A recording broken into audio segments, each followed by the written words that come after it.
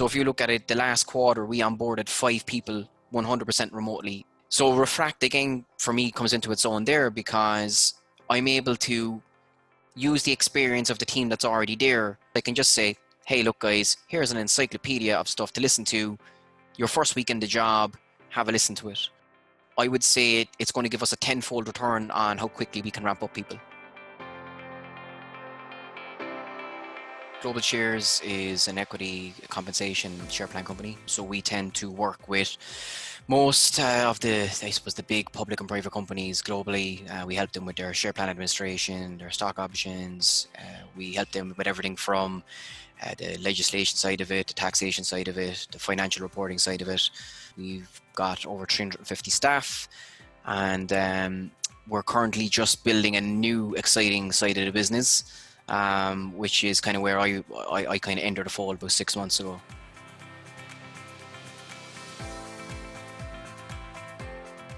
The first few months in the job, I was listening to calls by sitting next to someone or trying to listen into the call. It mightn't have been the best use of my time because I only can listen to one call at a time and I'm maybe favoring someone over someone else.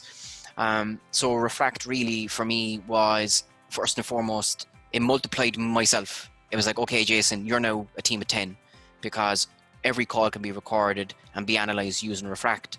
And then I can kind of use that as a central database and pick up on things that we're doing really well, customer sentiment, marketing trends, product trends, basically everything. I still get to be the people focus, but nothing else drops to the side because I'm not having to spend as much time every day doing what I had to manually do before. So it gives me the same visibility, but definitely I'm spending less time. And my old tagline in many jobs was, you have 3 things you need to concern yourself about: your time, your people, and your money. And that's where Refract really comes in.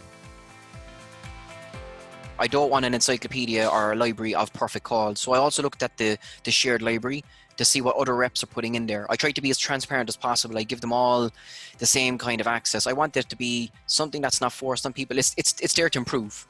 So I look at what other reps are putting into the share folder, and I'd ask them why. I'm saying, okay, great, I saw you put 10 calls into the folder this week. Could I just ask why? Why did you feel that was a good call?